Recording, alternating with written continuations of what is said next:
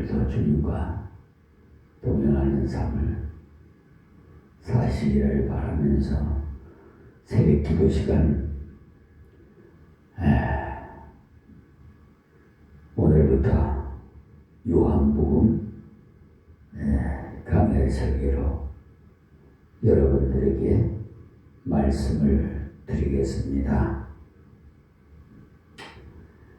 요한복음 1장 1절에서 8절 말씀을 봉독해 드리고 또 서론을 말씀드린 다음에 한 절 한 절 강론해 드리겠습니다. 태초에 말씀이 계시니라. 이 말씀이 하나님과 함께 계셨으니 이 말씀은 곧 하나님이시니라. 그가 태초에 하나님과 함께 계셨고 만물이 그로 말미암아 지은 바 되었으니 지은 것이 하나도 그가 없이는 된 것이 없느니라. 그 안에 생명이 있었으니 이 생명은 사람들의 빛이라. 빛이 어둠의 빛이되 어둠이 깨닫지 못하더라. 하나님께로서 보내심을 받은 사람이 났으니 이름은 요한이라. 저가 증거하러 왔으니 곧 빛에 대하여 증거하고 모든 사람으로 자기를 인하여 믿게 하려 함이라. 그는 이 빛이 아니요 이 빛에 대하여 증거하려 온 자라. 아멘. 저 역시도 요한이 빛을 전하러 왔듯이 저에게 하나님께서 이 말씀을 전하게 하시니까 여러분 항상 말씀드립니다마는 김종선 목사의 음성으로 듣지 마시고 하나님의 음성으로 들으시면 더욱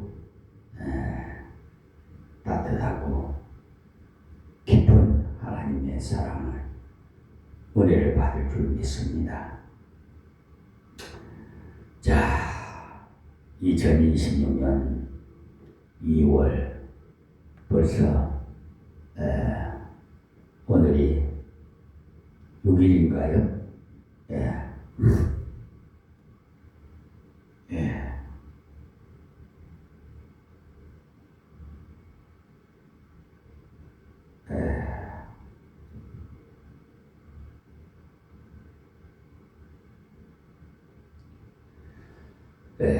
어쨌든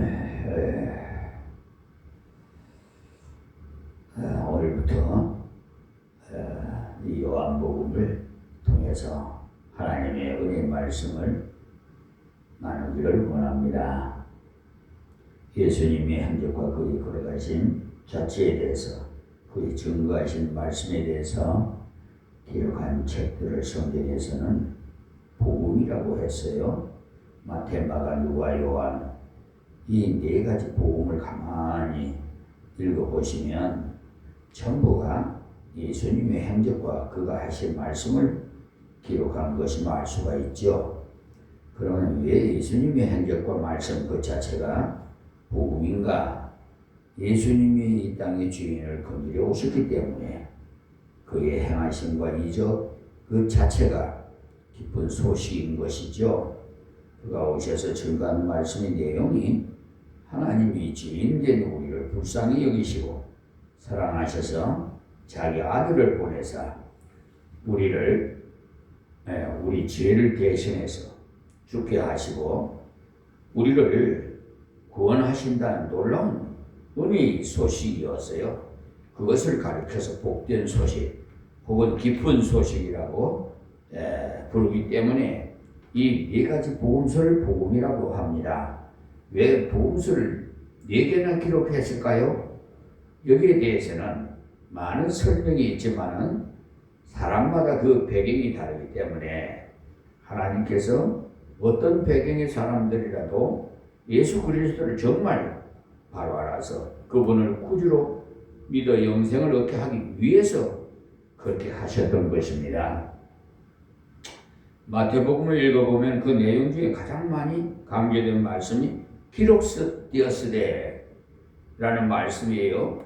구약에 이렇게 기록되었는데 구약에 예언되었던 그 분이 바로 이 예수님이라는 것을 강조하기 위해서입니다. 마태복음은요, 주로 구약을 알고 있는 사람들에게 구약 창세기에서부터 말라기까지 예언되어 있던 그 분이 바로 예수님이고 그 예수님을 믿어야 영생을 얻는다는 것을 강조했던 겁니다. 마태복음의 주제는 예수님은 우리의 왕이시다 라는 겁니다. 마태복음 2장에 들어가면서 유대인의 왕으로 나신 이가 어디 계시뇨 하면서 예수님을 왕으로 강조했어요. 왕은 백성을 다스리고 인도하고 먹이고 돌보는 분이죠. 예수님이 그런 분이라고 했어요. 마태복음을 읽어보면 그 내용 중에 제일 특이한 것이 곧이라는 말씀이에요. 곧. 예수님이 여기서 일하시고 곧 이리로 가시고 또 말씀하시고 곧 일어나 나가시고 이렇게 곧이라는 말을 자주 여러 군데 썼어요. 예수님이 부지런히 열심히 일하시는 분임을 나타낸 겁니다. 그러니 저와 우리 모든 하나님의 백성들은 부지런해야 돼. 게으른 자들아 개미 있게 배우라고 그랬잖아요. 예, 좀 더 자자, 예? 더 눕자. 이렇게 하는 것은요 마귀 사탄에게 미혹당하는 거예요. 그러니까 마가복음은 예수님을 하나님께서 우리를 구원하시기 위해서 보내신 봉사자, 일꾼임을 또 강조해요. 누가복음 읽어보면은 인자라는 말이 많이 나오고 사람의 아들이라는 뜻이지요. 1장에서 예수님의 출생에 관해서 길게 기록되어 있어요. 세례 요한의 출생과 예수님의 출생에 대해서 이야기하면서 예수님은 우리와 똑같은 육체를 입고 이 땅에 오셔서 이 땅에서 고통받는 자와 괴로움 당하는 자와 가난한 자를 하나하나 돌아보시는 분임을 강조했어요. 그런데 요한복음은 좀 특이한 복음이에요. 마태, 마가, 누가 이 세 복음을 합쳐서 공감복음이라고 합니다. 같은 입장에서 본 복음이라는 말이에요. 그러나 요한복음은 이 세 복음과 완전히 다른 특이한 복음이기 때문에 제4복음이라고 별명을 붙이는 사람들이 많습니다. 다른 복음서를 읽어보면 예수님의 행적이 많이 기록되어 있어요. 그러나 이 요한복음은 예수님의 행적보다 예수님이 하신 설교, 예수님이 하신 말씀이 많이 기록되어 있는 것이 특징입니다. 다른 복음서는 그냥 말씀하시고 행동하신 것으로 끝납니다. 그러나 요한복음은 해설이 많아요. 게바라 쓰고 가로 안에다가 번역하면 베드로라는 해설이 덧붙여져 있어요. 게바라는 말은 아랍어로 바위라는 뜻인데 보통 사람들이 읽으면 모르니까 게바라 쓰고 베드로라는 헬라어로 바위라는 뜻의 해석을 덧붙여서 헬라어를 읽는 독자들이 게바라는 말이 베드로라는 말이구나 이렇게 깨달을 수가 있게 했다 이 말씀이에요. 우리는 베드로라는 말을 너무 많이 들어서 베드로를 잘 알고 있지만은 원래 예수님은 베드로에게 너는 게바가 되리라 하고 말씀해 주셨어요. 그리고 예수님께서 성전에 올라가셔서 이 성전을 헐라 내가 3일 만에 일으키리라 이렇게 말씀하셨을 때 사람들이 전부 놀라서 이 성전을 짓는데 46년이나 걸렸으나 아직도 완공하지 못했는데 어떻게 이 웅대한 건물을 부셔서 3일 만에 일으킬 수 있단 말인가 하고 비난을 했지요. 요한복음 2장 19절에서 22절의 말씀을 참고해 보세요. 그 뒤에 요한이 그 그것에 대해서 설명을 하면서 예수님이 그렇게 말씀하신 것은 그 성전을 부수라는 것이 아니고 성전된 자기 몸을 가리키는 것이다. 예수님이 죽으시고 3일 만에 다시 살아나실 것을 그렇게 표현하셨다고 했어요. 이 요한복음을 읽어보면 주님이 직접 설명하신 것이 나오기도 하고 요한이 예수님 옆에서 많이 배웠기 때문에 그 의미를 우리에게 설명해 주는 내용도 나옵니다. 요한복음은 그런 의미에서 아주 특징 있는 말씀이, 좀 전에도 말씀드렸지만 마태복음은 예수님의 왕으로, 마가복음에서는 예수님을 종이나 봉사자로, 누가복음에서는 예수님을 인자, 그 사람의 아들로 표현을 했지만은 요한복음에서는 예수님을 하나님의 아들이라고 표현을 했어요. 요한복음에서 강조된 말씀이 생명이고 영생이라는 말씀인데 54번이나 나와요. 또 빛이라는 말씀이 23회나 나와요.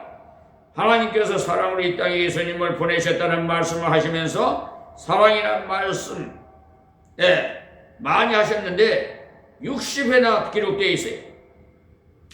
기록된 횟수가 많은 것은 그 책의 강조점이라고 볼 수 있는데, 생명이 강조되었다는 것을 생명을 주시기 위해서 기록한 책이라는 겁니다. 생명의 빛이 비춰져야 하기 때문에 예수님을 가리켜서 빛이라고 했어요. 그 빛은 하나님이 우리를 사랑하시기 때문에 우리에게 비춰주셨어요. 이 요한복음을 잘 공부하시고 잘 깨달으면 하나님의 아들인 그분을 나의 구주로 모신 것이 얼마나 복되고 그분과 함께 동행하는 것이 얼마나 복된 삶이라는 것을 감격적으로 깨닫게 될 겁니다. 이 요한복음을 통해서 생명의 주님을 만나시고 빛 되신 주님을 보시기 바랍니다. 그리고 사랑의 주님과 동행하시기를 바랍니다. 1장 1절에서 18절까지가 서론이 잘 쓴 글은요 다 그래요. 서론만 읽어보면 전체를 다 조명해 볼 수가 있어요. 서론을 통해서 전체를 간단하게 말씀하고 그 다음에 강론에 들어가서 분석을 하고 그 다음에 결론 부분에서 간단하게 요약해서 강조해 줍니다. 잘 쓴 글은요 다 그래요. 이 요한복음도 1장 1절에서 18절까지를 보면 굉장히 중요한 내용을 압축해서 기록해 둔 것을 볼 수가 있어요. 요한복음을 기록한 목적은 20장 31절에 오직 이것을 기록하면 너희로 예수께서 하나님의 아들 그리스도이심을 믿게 하려 함이요 또 너희로 믿고 그 이름을 힘입어 생명을 얻게 하려 함이라 함과 같이 성경의 기록 목적인 우리가 예수 그리스도가 하나님의 아들이심을 믿고 그 이름을 힘입어 생명을 얻게 하심이 그 목적이 되겠습니다. 여기서 말하는 영생은 영원한 생명, 영원한 생명을 믿어서 천국 백성이 되게 하기 위해서 기록해 두었다 이 말씀이에요. 요한복음의 기록 연대는 AD 90년에서 100년 경인데 성경 중에 제일 마지막에 기록된 것이 아닐까 많은 학자들이 그렇게 알고 있어요.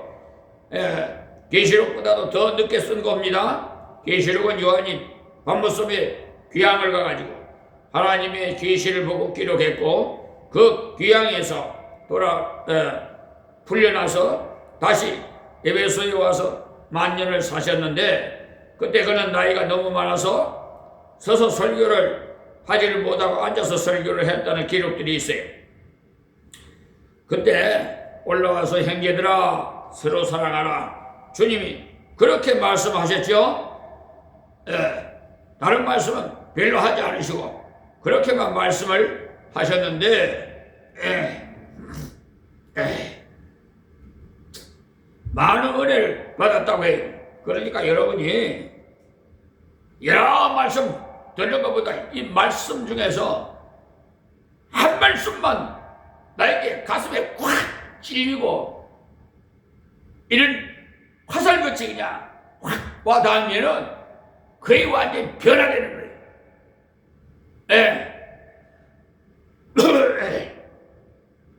이 요한복음서니 요한이 연세가 너무 많아서 돌아가실 때가 다 되었을 때 그 밑에서 배웠던 폴리갑이나 그의 모든 제자들이 선생님이 돌아가시고 나면은 예수님에 대한 것을 우리가 상세하게 조직적으로 기록한 것이 없어서 부족한 부분이 많을 것 같은데 예수님이 자체를 기록으로 남겨두시면 좋지 않겠습니까?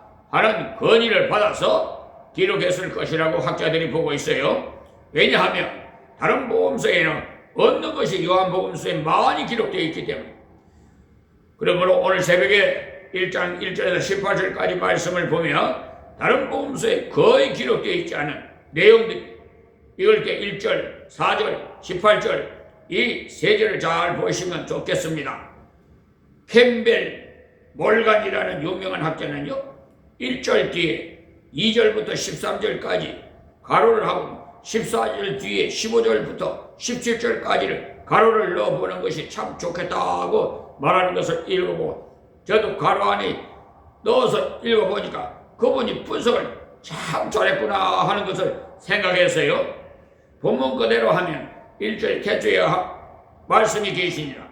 이 말씀이 하나님과 함께 계셨으니 이 말씀은 곧 하나님이시니라 를 뛰어넘어서 14절에 말씀이 육신이 되어 우리 가운데 거하심에 우리가 그 영광을 보니 아버지의 독생자의 영광이요 은혜와 진리가 충만하더라. 그리고 18절에 보면 본래 하나님은 본 사람이 없으되 아버지의 품속에 있는 독생하신 하나님이 나타내셨느니라는 이 세 절을 그대로 연결하면 문장이 잘 연결이 되도록 되어 있어요. 자, 그래서 1절에 대체의 말씀이 계시니라 이 말씀이 하나님과 함께 계셨으니 이 말씀은 곧 하나님이시라 해놓고 그 태초에 계신 분에 대한 설명이 2절에서 13절까지 나온다는 말씀이에요. 그리고 14절의 말씀이 육신이 되어 우리 가운데 거하심에 우리가 그 영광을 보니 아버지의 독생자의 영광이요 은혜와 진리가 충만하더라 해놓고 그 말씀이 육신이 되어 우리 가운데 오신 내용 15절에서 17절까지 기록되어 있어요. 그리고 결론적으로 말씀이 육신이 되어 오신 그분을 만나봤더니 은혜와 진리가 충만하더라는 이 18절의 말씀으로 연결이 되더라는 것으로 설명이 됩니다. 여러분들도 가만히 분석해 보시기 바라요. 아마 동의를 하실 겁니다. 오늘 본문에서 예수님의 근원에 대해서 굉장히 깊이 있는 말씀을 하셨어요. 자, 1절에 태초에 말씀이 계시니라 이 말씀이 하나님과 함께 계셨으니 이 말씀은 곧 하나님이시니라. 야, 예수님을 말씀이라고 해서요 우리가 그냥 말하는 언어를 가리키는 것이 아니고 로고스라는 말을 써서 그 말씀이라는 별명을 지었어요. 그런 그분이 태초부터 계셨어요. 태초라는 말은 시간의 시작이라는 뜻이 우리가 잘 아는 대로 창세기 1장 1절에 태초에 하나님이 천지를 창조하시니라 이 모든 만물이 시작하는 때를 가리켜서 태초라고 했어요. 여기서는 예수님이 태초 이전인 영원전부터 있었던 분이라는 것을 말하고 있어요.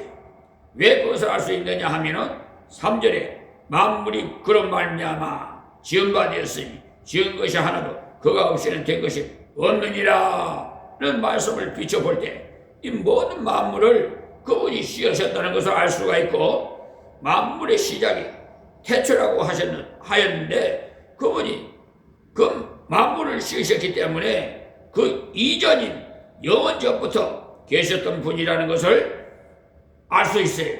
그러니까 예수님은 사람이 아니며 피조물이 아니라는 거예요. 우리가 나가서 불교를 믿는 사람들에게도 복음을 전하고 마호메트를 믿는 사람들에게도 복음을 전하고 공자를 따르는 사람에게도 복음을 전하고 모든 사람에게 복음을 전해야 되는 이유가 거기에 있어요. 그들이 전하는 것은 다 사람이에요. 그렇기 때문에 그런 사람에게 전도할 때 절대로 싸우지 마시기 바랍니다. 불교 믿는 사람을 만나서 석가모니는 아무것도 아니다 라는 말을 하지 마십시오. 석가모니는 정말 훌륭한 분입니다. 그는 착하고 양심적인 분이에요. 그러나 그는 하나님이 아니십니다. 그는 사람 중에 자기 부족을 찾아서 어떻게 하든지 닦아서 뭔가 되어보려고 그렇게 애를 썼으니 대단한 착한 사람이죠. 그러나 그는 남을 도와줄 수 있는 자가 아닙니다. 자기 자신도 닦다가 안 되어서 죽었기 때문에 죽고 나니까 불태웠더니 사리가 나왔죠. 그는 자기 문제로 해결하지 못한 사람이 그는 착한 사람이요 철학자일 뿐입니다 라고 전해야 됩니다. 예수님은 영원전부터 계시고 영원까지 계시는 분으로 알파와 오메가라고 했어요. 계시록에 보면은 무시무종 시작도 없고 끝도 없는 분이라고 했어요. 태초에 말씀이 계셨다고 했는데 말씀이란 의지를 표현한 것입니다. 하나님의 뜻을 나타내시는 분이 바로 예수님이시죠. 계시의 근본이시죠. 계시라는 말은 아무것도 모르는 가운데서 보여주는 겁니다. 우리는 원래 하나님을 알 수 없었어요. 그런데 예수님이 오셔서 하나님을 알게 해주셨어요. 그분의 이름은 말씀이라고 했어요. 말씀하시는 하나님이라는 겁니다. 성경에 하나님은 말씀하시는 하나님이 세상에 소위 종교라는 것은 말씀하시는 하나님을 믿는 것이 아니고 자기가 생각하는 하나님을 믿어요. 자기가 스스로 이런 신이 있었으면 좋겠다 생각하고 그런 신이 있어주기를 빌어대는 겁니다. 성경은 하나님을 여호와라고 하셨죠. 여호와는 나는 나다. 나는 스스로 있는 자라는 뜻입니다. 그리고 그분은 자신을 계시하시는 말씀하시는 하나님으로 나타내고 있어요. 하나님은 지, 정, 이, 즉 지식이 있고 의지가 있고 감정이 있는 인격체이시며 예수 그리스도를 통해서 완전히 말씀하시는 하나님이시오. 그러므로 우리가 이 예수님을 바르게 믿고 모실 때 하나님에 대해서 바로 알게 되는 것입니다.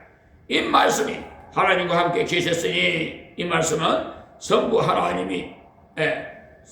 하나님과 성자의 예수님과 함께 계셨어요. 원래 이 뜻은 대면에 보고 계셨다입니다. 그분과 아주 친밀한 교통 속에 계셨다는 뜻입니다. 하나님과 함께 계셨다는 말은 하나님과 동등하다는 것이고 하나님과 모든 성격에서 같은 분이라는 겁니다. 영광과 권능과 능력이 같은 분이라는 거예요. 그래서 성경에는 곳곳에 그 내용을 기록하고 있습니다. 특히 요한복음에 그것을 많이 기록했는데요. 요한복음 5장 17절 18절 보시면 예수께서 저희에게 이르시되 내 아버지께서 이제까지 일하시니 나도 일한다 하시며 유대인들이 이를 인하여 더욱 예수를 죽이고자 하니 이는 안식일만 범할 뿐 아니라 하나님을 자기의 친아버지라 해서 자기를 하나님과 동등으로 삼으심이라. 그래서 예수님 하나님을 친아버지라고 했을 때 사람들이 네가 하나님을 친아버지라 하면 네가 하나님과 똑같다는 말이 아니냐고 따져들었죠. 우리는 구약에 대해서 잘 모르고 있지만은 유대인들은요 구약에 아주 그냥 굉장히 밝은 사람들이에요. 그들은 율법주의 완전히. 그래서 모세 오경에 대해서 그래서 계시하시는 하나님을 알아왔기 때문에 하나님의 아들이라 하면 곧 하나님이라는 뜻으로 받아들였어요. 말의 아들은 말이요 사람의 아들은 사람이요 개의 아들은 개입니다. 하나님의 아들은 하나님이시며 하나님이 전능하시기 때문에 하나님의 아들로 또한 전능한 분이시에요. 그래서 그 말을 들은 유대인들이 예수를 돌로 쳐 죽이려고 했어요. 우리가 생각할 때는 아버지와 아들을 생각할 때 아들을 아버지보다 낫다고 생각하는데 유대인들은 구약을 알았기 때문에 하나님의 친아들이라 하면 하나님과 동등되다는 것으로 들었어요. 그래서 요한복음 10장 30절에 보면 나와 아버지는 하나이니라 그 나와 있어요. 또 요한복음 14장 8절에서 11절까지 보면 빌립이 내가 이렇게 오래 너희와 함께 있으되 네가 나를 알지 못하느냐? 나를 본 자는 아버지를 보았거늘 어찌하여 아버지를 보이라 하느냐? 나는 아버지 안에 있고 아버지는 내 안에 계신 것을 네가 믿지 아니하느냐?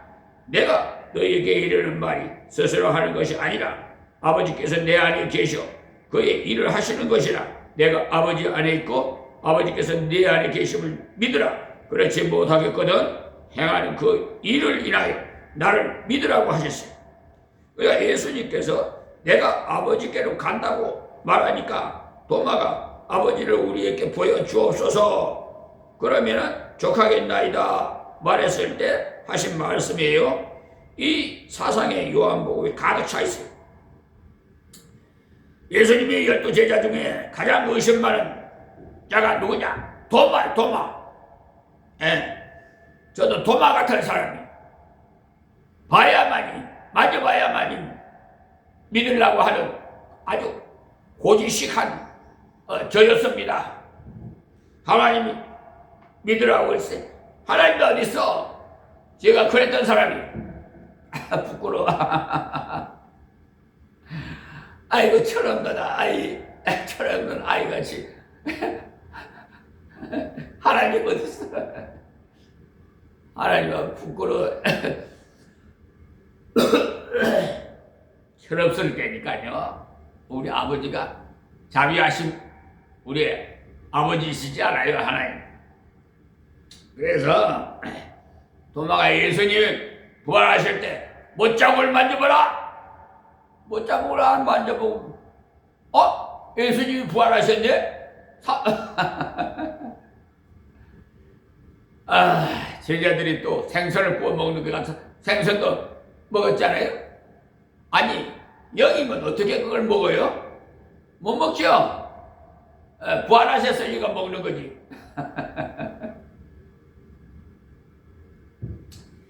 이 세상이 요한복음이 가득 차 있어요. 예수님과 하나님이시다는 것을 나타내셨다는 말씀이에요. 그래서 하나님의 아들 몸을 입고 오신 분이 예수님이기 때문에 예수님은 전능자라고 해서 하나님과 함께 계셨다는 말이 바로 그 말씀이에요. 그러면서 그 다음에 설명이 나오는데 이 말씀은 곧 하나님이시니라. 그래서 이 말씀 오늘 아주 핵심으로 이렇게 삼았습니다. 그가 태초부터 계셨다는 것이 전능자라는 증거예요.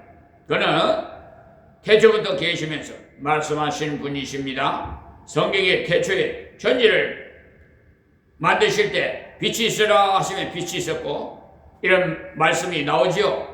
모든 만물을 말씀으로 만드셨어요.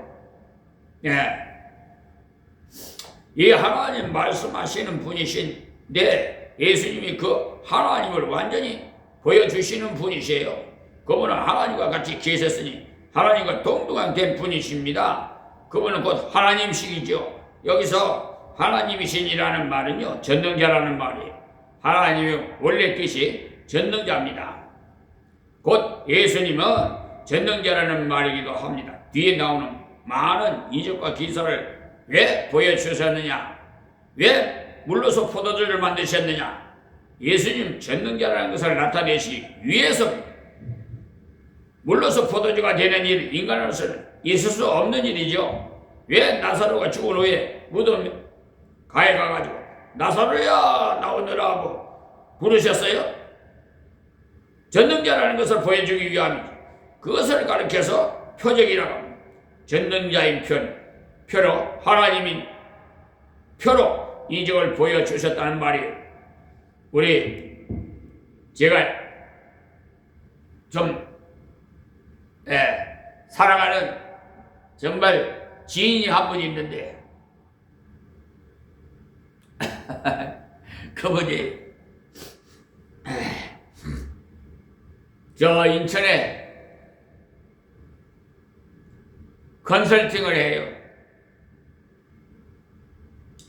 그러니까 벌써 26년이 넘었네요. 26년이나 되나? 우리 제사장인데 그분은 처음에 제가 성령의 인도로 그 인천법원 앞에 사무실에 들어갔는데 박대를 하시더라고. 목사라니까. 그분의 상처를 얼마나 입었든지 예수 믿는 사람 사람같이 안 보았다니. 상종을 안 하려고 그랬다. 네. 그런 경험이 있었어. 인천 중구에 대형 교회가 갱매에 나와가지고 그분이 처리를 했는데 이분들이 목사를 비롯해서 교인들이 다 들어누갖고 인간 이하의 그런 행동을 하더라는 거예요. 제가 그 소리를 듣고 참 그럴 수도 있겠구나. 우리 예수 믿는 사람이 왜 본이 못 되는지 모르겠어. 네? 그러니 양심이 비뚤어져 놓으니까 지금 사법부도 말이에요. 법관들이 사기 재판 쳐요. 어물쩡 해갖고 그냥 무마시켜버리려고 그래요. 손해배상을 청구했더니 지금요 그 못된 대법관들 또 판사들 하여튼 하나님의 응징이 임할 겁니다. 하나님의 돈을 펜시간 942만원 날강도 같은 자들 그걸 상대로 해서 손해배상 청구했더니 심리불쑥행 기가 못된 것들 하나님께서 어려운 재판관이 그의 당사자는 물론이고 3, 4대까지 하나님께서 응징할 거예요. 하나님을 경외하는 것은 천대까지 목을 박아요. 어디 감히 하나님의 사자 목사를 우롱하고 조롱해? 능멸하고? 우리 제가 사랑하는 우리 최사장 컨설팅 하신 분은 정말 전에 다니시는 분들 불신자예요. 자기 집에 초대를 해서 갔더니 감히 아파트 70평에 사는데 그때 당시만 해도 굉장히 70평이면 대단하지요. 26년 전이니까 목사님 오셨다 이리 다 나와라. 부인하고 따님들 막 이렇게 나오더라고. 다 기도받아라. 여러분 불교를 믿는 우리 최 사장이 왜 그러겠어요? 목사님의 기도는 다 되더라 이거야. 그분이 수고료 계산해보니까 한 500만원 정도 되더라고. 그거 드리려고 그랬더니 목사님 안 받겠습니다. 대신 기도해 주세요. 기도에 그 맛을 아시는 분이 최 사장이에요. 그래 기도해 드렸더니 한 달 만에 1억을 받았어요. 하나님은 공짜 없어요.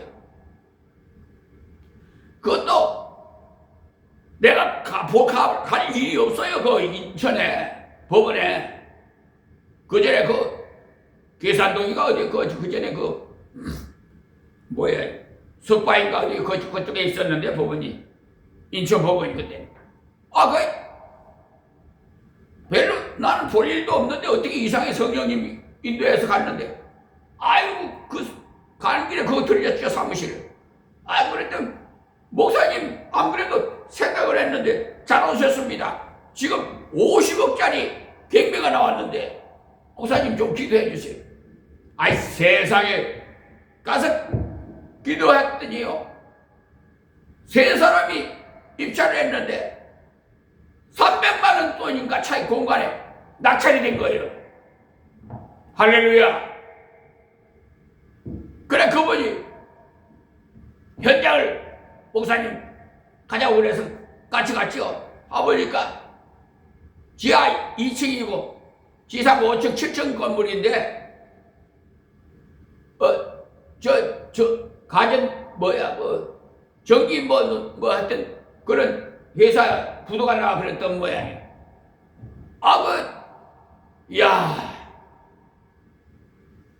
그거 들어가서 전부 다 막 이렇게 경매장이 나왔으니까 그거 들어가지 못하게 자물쇠를 잠가놨죠. 그 마당 주차장에서 빙 돌아 손잡고 기도를 했죠. 목사는요, 기도 외에 다른 거 없어요. 기도 외에는 이런 유가 나가는 법이 없느니라. 하나님이 함께 하시는 목사는요, 기도의 빨이 좀 달라요. 그래서 그 최 사장님께서 완전히 불신자 된데도 자기 아파트에 초대를 해서 같이 가가지고 자녀들 모두 다 지금까지 카톡으로 서로 교제를 나누고 있어요. 참 좋으신 분이에요. 그런데 딱 한 가지 예수를 좀 믿었으면 좋겠는데 그걸 저는 강요를 못 하겠어요. 오는 사람 쫓지 않고 가는 사람 붙잡지 않는 접니다. 사람 보고 나 예배드리고 목회하잖아요. 이 목회는 하나님이 하시는 거예요. 그러니 내 안에 계시는 하나님이 하시는 것이 나는 도구부에 부해. 교인이 없어도 벌써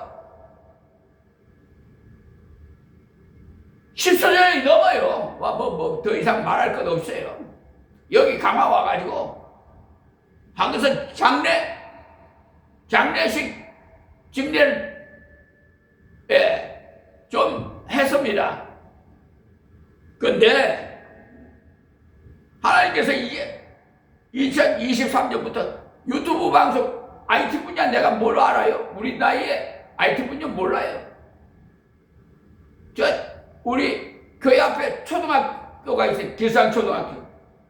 그래 젊은 뭐고 이거 젊은 그러니까 그 우산지 뭐지 모르겠어요. 젊은 청년 보고 유튜브 좀 이러면 해달라니까 시간이 어쩌고 저쩌고 그래 조심히 팍 상하더라고. 저는 좀 그런 성격이 있어요. 그래서 하나님께 기도했죠. 하나님 보셨지요?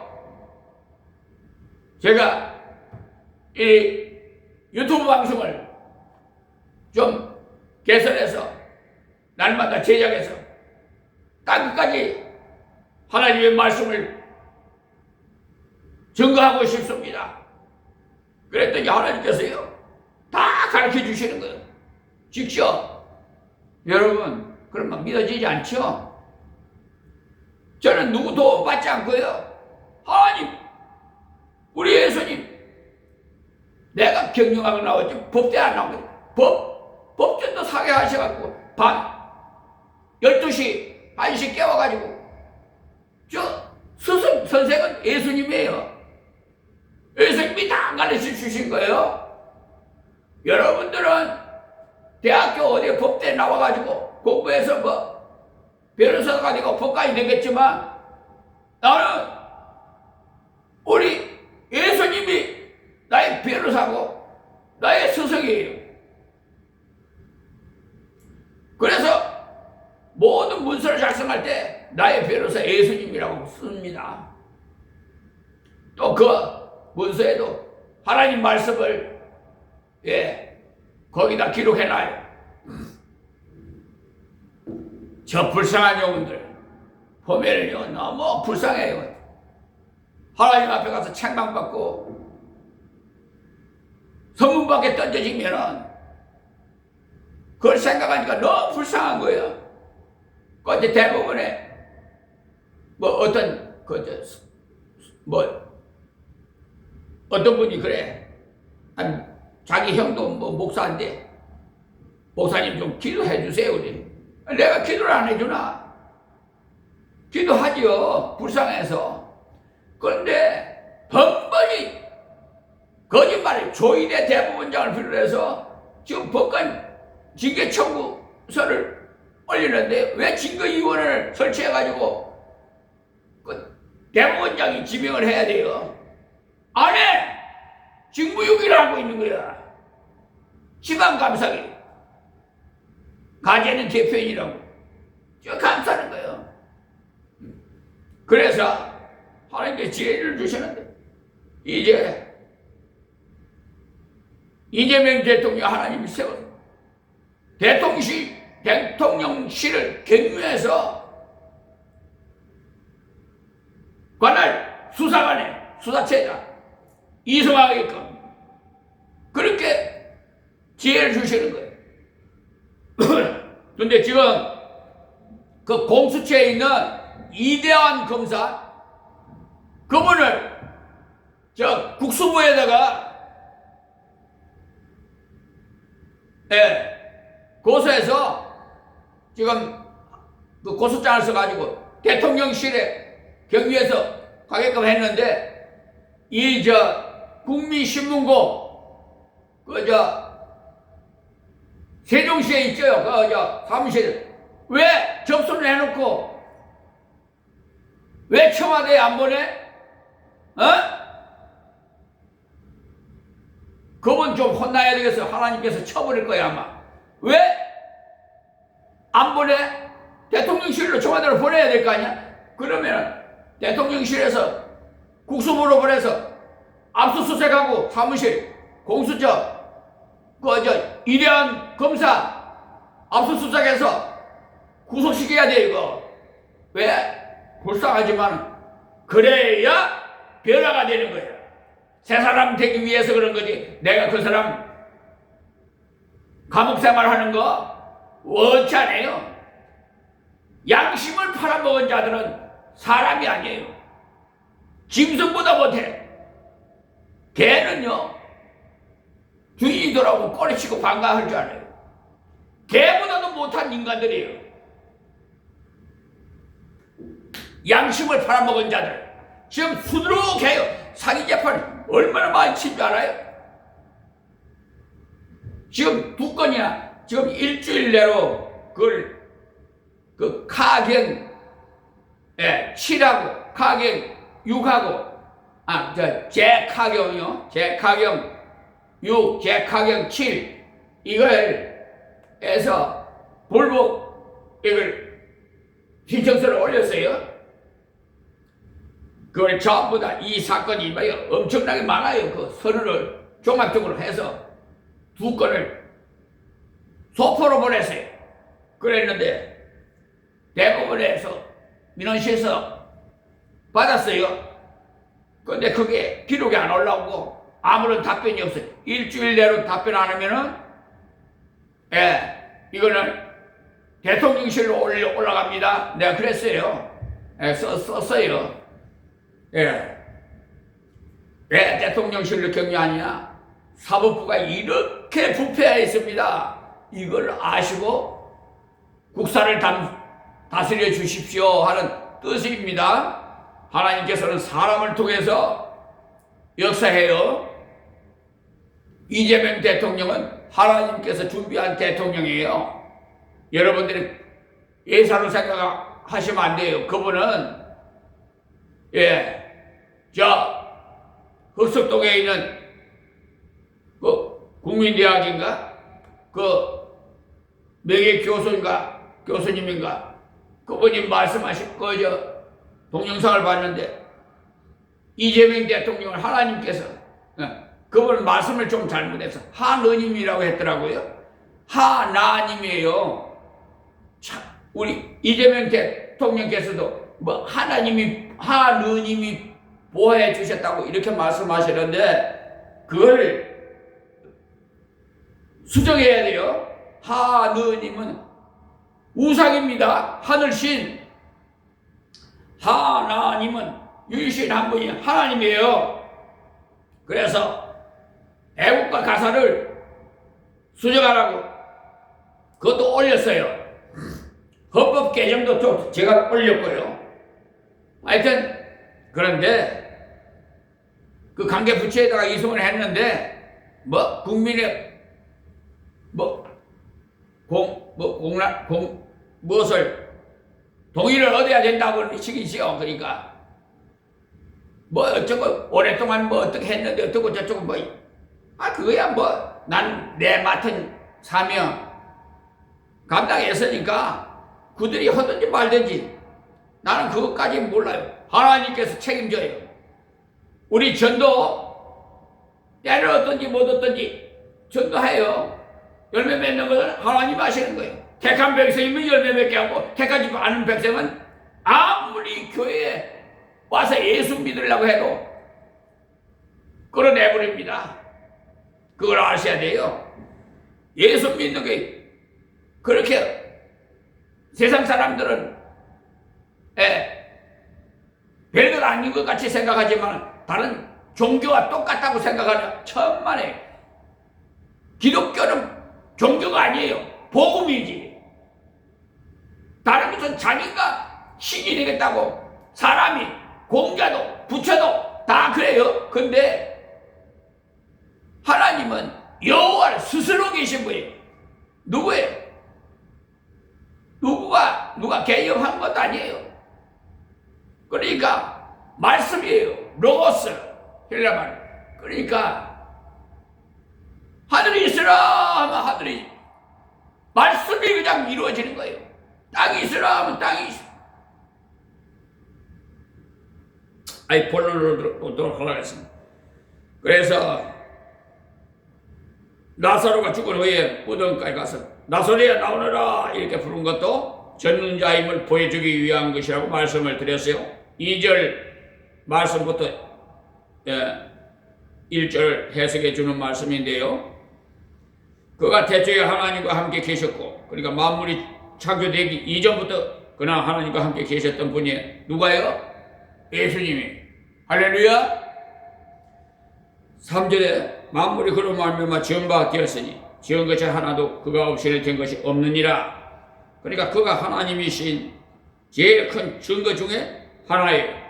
사도신경은요 기도가 아닙니다. 하나님 앞에 나의 신앙이 이렇습니다 이런 것을 고백하는 것이지 기도 아니에요. 주기도문이 기도예요. 아시겠어요? 그 중에 제일 첫 번째 고백이 전능하사 천지를 만드시는 하나님 아버지를 내가 믿사오며죠. 하나님이 전능하신 분이라는 것은요 믿는데 그 이유가 천지를 만드셨기 때문에. 오늘 새벽 여기 말씀을 읽어보니까 만물을 예수님 만드셨다고 했죠. 만물이 그로 말미암아 지은 바 되어서 지은 것이 하나도 그가 없이 된 것이 없느니라 했어요. 골로새서 1장 16절에도 그것을 조금 더 확대해서 설명해 주시기를 만물이 그렇게 창조되되 하늘과 땅에서 보이는 것들과 보이지 않는 것들과 혹은 보좌들이나 주관들이나 정사들이나 권세들이나 만물이 다 그런 말미암고 그를 위하여 창조되었고라고 되어 있어요. 예수님을 통해서 만물이 만들어졌습니다. 만물은 곧 보이는 것인 산, 들, 짐승, 사람을 다 주님이 만드셨어요. 보이지 않는 것, 공기, 천사도 다 주님이 만드셨어요. 보좌들이나 주관들이나 정사들이나 권세들이라는 말은요 이 세상의 모든 권력과 영계의 모든 권력들을 전부 주님이 만드셨다는 말씀이에요. 우리가 이 한마디 말을 마음속에 새겨도 굉장히 부유한 자가 될 겁니다.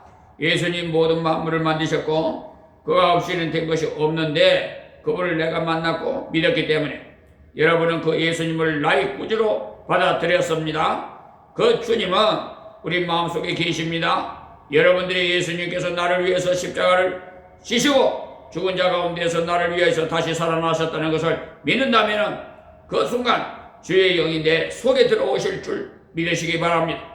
그분이 이 세상 모든 만물을 지으셨으므로 그가 만물의 주인이시죠. 그가 이 만물을 다 다스리고 그런 그분을 내가 모시고 있다 이 말이요. 우리가 그분의 마음에 들게만 모시고 그분과 동행하면은 만물을 다 우리에게 굴복시켜 주십니다. 파도가 일 때 파도야 잠잠하라. 예수님 그러시면 그래요. 물 위로 베드로도 걸어왔지 않아요? 그런데 예수님 안 보고 세상을 보니까 그냥 푹 빠져버렸죠. 우리가 이 땅을 밟고 살지만 물 위에서 사는 것과 똑같은 거예요. 예수님 바라보지 않으면 그 결과는 푹 빠져요. 멸망. 그러니까 이렇게 목청을 높여가면서 예수 좀 믿으시라고 말씀을 전하는 겁니다. 성경의 모든 기록 전부 그것을 가르쳐주고 있어요. 하나님께서 처음 만물을 지어서 어떻게 했어요? 하나님이 지으신 인간들 이 만물을 다 네 마음대로 다스려라 우리에게 주셨죠? 그런데 우리가 죄를 지어서 하나님을 거역했기 때문에 이 만물도 우리를 거역합니다. 원래는 호랑이가 사람을 해칠 수 없어요. 하나님의 형상대로 지은 바 된 우리를 감히 어떻게 해칠 수 있겠어요? 그러나 우리가 하나님을 거역했기 때문에 그 짐승들도 우리를 거역합니다. 우리가 하나님께 굴복해서 짐승들도 우리에게 굴복한다는 것을 웅변적으로 증명한 것이 다니엘이 하나님의 말씀을 순종하기 위해서 사자굴에 들어갔더니 사자가 그 다니엘을 해치지 못하고 오히려 밤새도록 그 옆에서 따뜻한 보호자가 되어 주었던 겁니다. 사자가 이 세상의 모든 것들이 우리를 해할 수 없는 줄 믿으시기 바랍니다. 주님을 모시고 주님이 원하시는 대로 걸어갈 때 이 모든 만물이 나의 것은 나를 위해서 존재하는 것인 줄 믿으시기 바랍니다. 그래서 저는 이 세상에 그 어느 누구도 두렵거나 무서운 자 한 사람도 없어요. 오직 하나님 한 분, 우리 예수 외에는 아무도 없다는 것을 이 자리에서 고백합니다. 여러분들은 그저 산과 들과 강을 볼 때마다 감격하죠. 우리는 자꾸 내 이름으로 덕기가 되어 있지 않을 때는 내 것이 아니라고 생각해서 스트레스를 받는 모양입니다만 덕기를 해봐야 못 가져가요. 죽을 때 저는 산에 오를 때마다 얼마나 기분이 좋은지는 너무너무 감격을 합니다. 아무것도 아닌 것 같은 아카시아 나무만 우거져 있어도요 대단히 멋있어요. 향기도 아름답고 아카시아 향기. 아프리카 같은 곳을 한 번을 가봐야 돼요. 거기는요 우리가 흔히 보는 아카시아만 봐도 절경이라고 해요. 그곳에는 아카시아도 잎이 조그마한 것이 형편이 없어요. 저는 우리 교회 앞에 전등산이 있어요. 지금은 거동이 불편해서 올라가지는 못합니다만 그 한 바퀴 돌면은요 전등산 한 바퀴 돌면은 1시간 반 내지 2시간 걸려요. 정상에 올라가서 막 양손을 시게 들고 기도합니다. 저는 그랬더니 어느 분이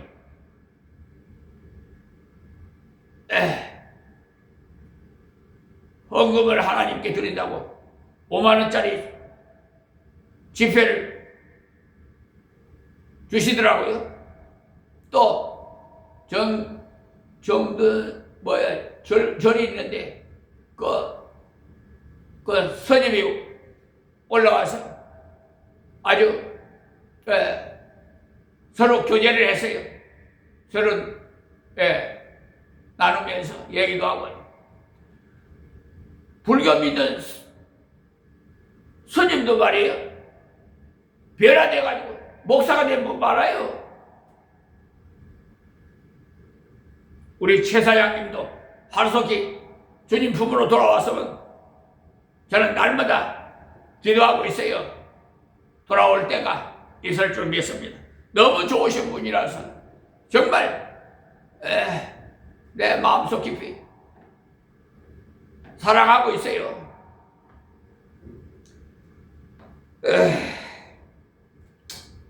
4절 말씀 보겠어요.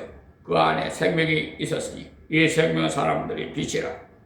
예수님 안에 생명이 있었다고 했어요. 여기서 그 안에 생명이 있었다는 말은 다른 말 아니 예수님이 생명의 원천이라 이 말이.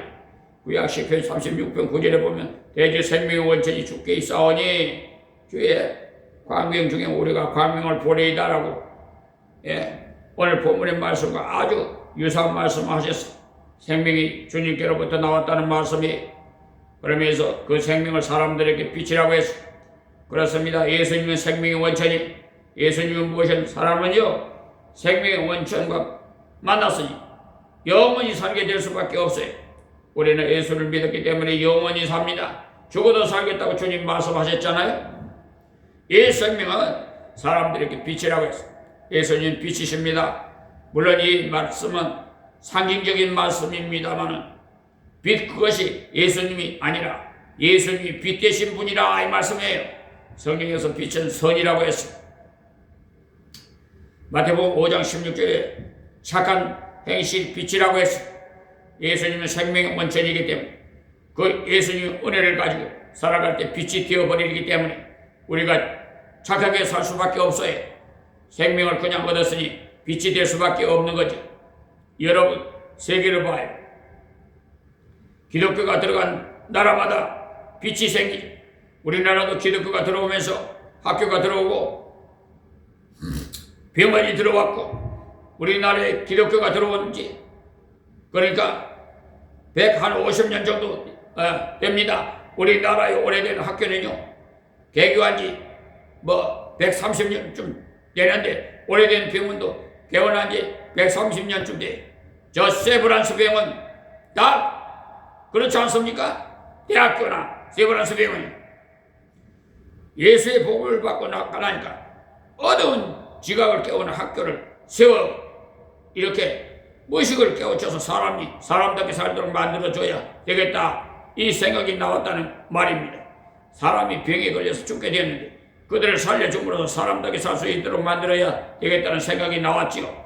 그런 이유로 세계 곳곳에 선교하는 곳마다 학교가 세워지고 병원이 세워지고 그랬어요. 그 이유는 주님을 비치시기 때문에 정말 예수님은 빛이시 그분은 믿는 자가 가는 곳마다 자기가 가진 것을 가져다가 남을 가르쳐주고 내가 가진 것을 가지고 남을 살려주는 일을 해요. 우리도 그렇게 할 때 예수님이 성경에서 가르쳐 주신 사상이 나는 빛이다. 그러므로 너희도 빛이다. 하는 것을 나타내게 돼요. 그러므로 빛과 소금의 역할을 왜 감당 안 합니까? 그것이 바로 불의와의 전쟁이에요. 일명. 그렇기 때문에 여러분들이 어디를 가서나 나는 예수를 믿습니다. 말하는 것을 빛을 나타내는 거예요. 어디 가서 예수 믿는다는 것을 드러내고 엉뚱한 짓을 하지 못합니다. 택시를 타면 나는 예수 믿는 사람입니다. 아저씨도 예수 믿으세요. 해놓고 돈 100원 덜 준다고 싸우지 못합니다. 가지세요. 하지 않겠습니까? 예수 믿는 것을 드러냈기 때문에 예수님과 비슷해야 되지. 그렇지 않으면 예수님을 욕보이게 되기 때문에. 그렇지만 예수 안 믿는 척하고 있다가 잔돈 잘 내주지 않으면 왜 안 내주시오? 하고 붙어 싸우게 되고 목사라도 마찬가지. 어디 가서 버스를 타다가도 누군가가 목사님이라고 부르면 저는 그때부터 긴장을 해요. 목사로서의 행동이 부족하면 주님의 이름을 더럽히기 때문에 나의 행동이 달라져야 되겠죠. 그렇기 때문에 우리가 세상에 나가서도 집사님, 권사님을 자연스럽게 불러야 돼. 알겠어요? 그것을 모르고 교회에서나 그렇게 부르지 여기까지 와서 그렇게 부르나 하나님 예수 이름으로 부름받은 것이 세상의 모든 명예보다 큰 명예인 줄 알아야 돼. 그것이 빛이기 때문에 하여튼 예수 이름을 한번 드러내버리면 빛이 되어버려. 군대에 가서 예수 이름을 한번 드러내버리니까 그때부터 예수 믿는 사람이 행하기 곤란한 것을 안 하게 되고 예수 믿는 사람이 할 수 있는 행동을 자꾸 하게 돼요. 저는 군대에서 한 달에 생일 든 자들은 우리 전부들 전부 보고하라. 내가 보고에 있었기 때문에. 그래가지고 일종의 보고 쌀 갖다 떡 좀 하게 하고 고기 갖다가 좀 해가지고 잔치를 벌려줘요. 생일 파티를. 기타를 치고 군 생활하다 보면요 갖가지 재능들이 다 있어요. 기타 잘 치는 사람, 뭐 하는 사람, 하여튼 생일 파티를 열어요. 그리고 애로사항 있는 분들 나한테 얘기해라. 그럼 내가 신우회를 창설해요. 신우회. 그래서 우리 대장한테 제가 얘기하면 청원 휴가 그냥 보내줘요. 그러니까 하나님이 함께 하시는, 하나님이 다 하시는 거예요. 제가 대단해서 그런 거예요. 5절에요. 빛이 어둠의 빛이래. 어둠이 깨닫지 못하더라. 여기서 어둠은 그냥 깜깜한 것을 두고 한 말이 아니고 사람을 가리키는 거예요. 빛이 어둠의 빛이 되게 이 빛 대신 예수님이 이 땅에 오셨으되 어두운 죄 가운데 있던 인간들이 깨닫지 못했다 이 말이에요. 예수님으로 못 받아들였다 이 말이에요. 왜 이 말을 써놨느냐면 나와 여러분이 너무나 복된 사람이라는 것을 알려주기 위해서예요. 내가 어둠의 것을 깨닫고 주여 나는 어둡사오니 주님이 나에게 들어오셔서 나를 새롭게 해 주옵소서 하고 맡겠다는 거예요. 이 말씀 그것을 가르쳐 주고 그 긍지와 감격과 기쁨을 일으켜 주기 위해서 기록한 겁니다.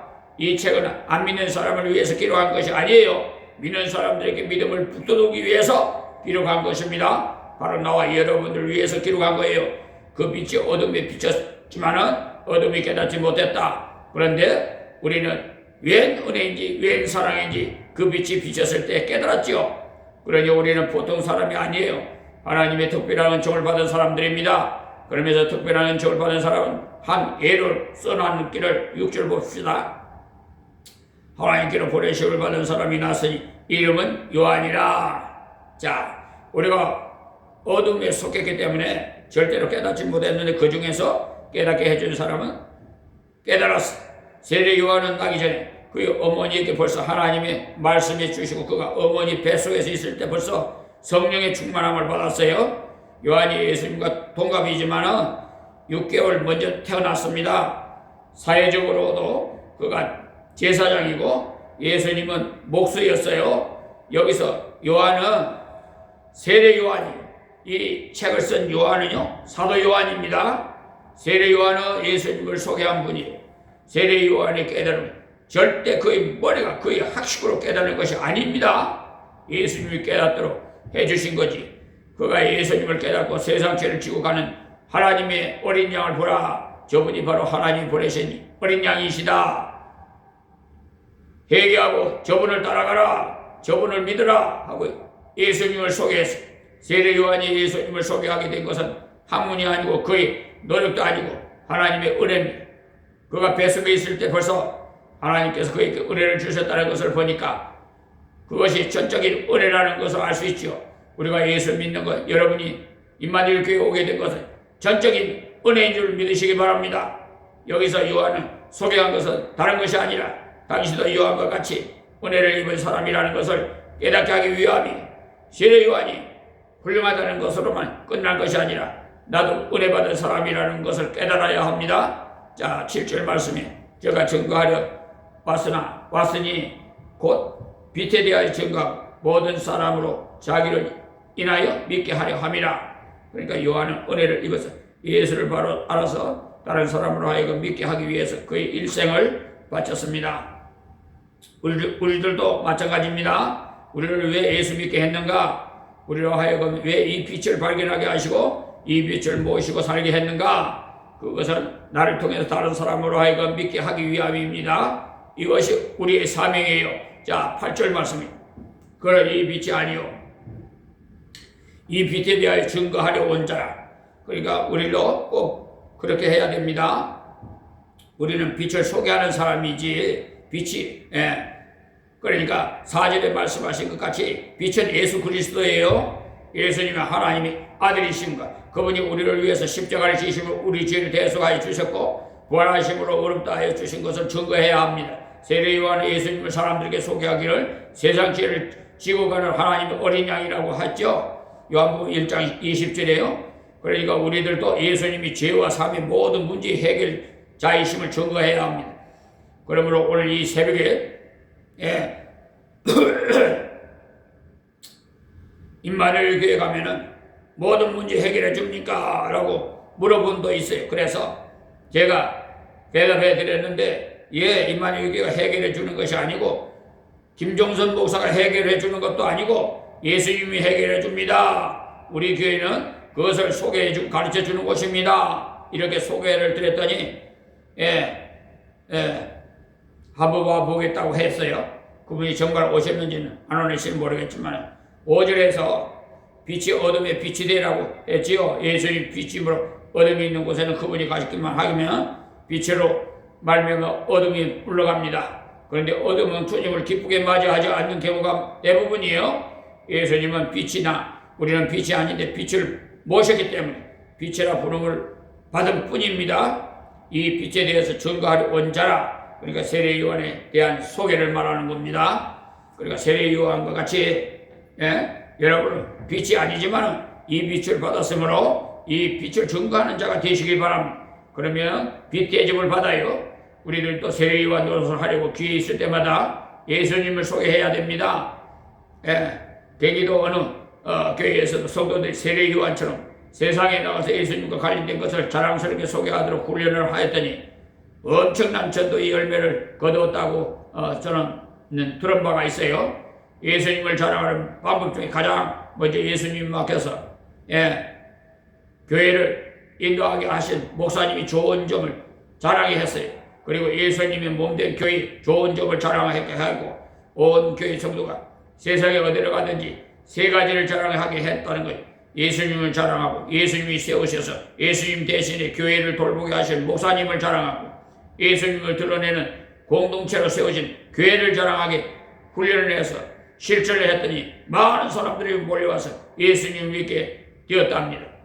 그러므로 오늘 새벽 말씀을 통해서 예수님은 곧 하나님이시라는 것을 아시기 바랍니다. 그런 마음을 지으셨고 그를 모신 자에게 그 마음으로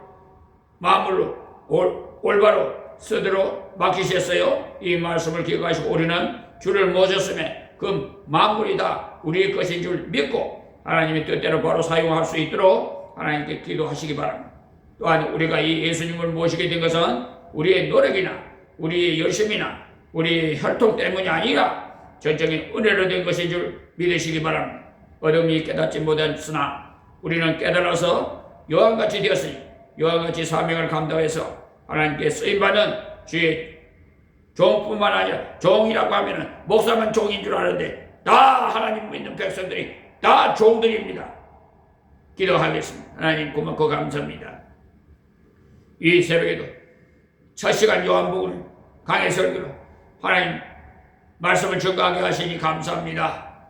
아버지 이 듣는 자마다 아버지 복되게 하옵시고 아직도 방황하는 저 영혼들 불쌍히 여기시고 구원해 주시옵소서. 또한 하나님께서 세운 이재명 대통령이 더욱 권세와 권능과 지혜와 총명과 명철을 더해 주시옵시고 국내외 정사를 감당하는데 어려움이 없도록 하나님과 함께해 주시옵소서. 아버지여 오늘도 모든 행사 행로를 친히 주장해 주시옵시고 주님 영광 받으시옵소서. 예수님의 이름으로 기도하옵나이다. 아멘. 우리 248장 찬양 드리고 마치겠습니다.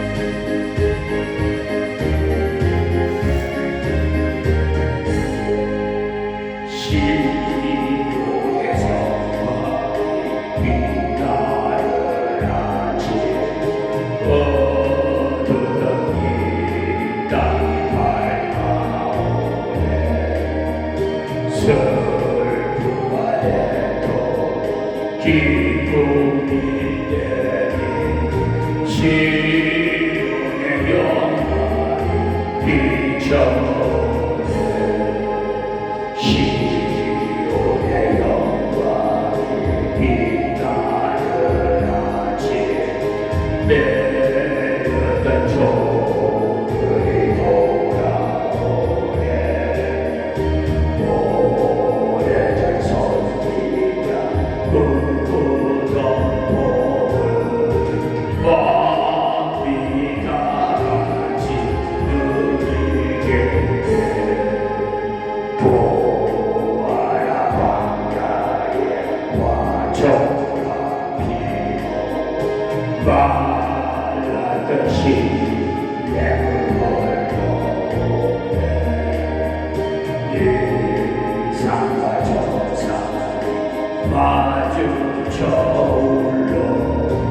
저에서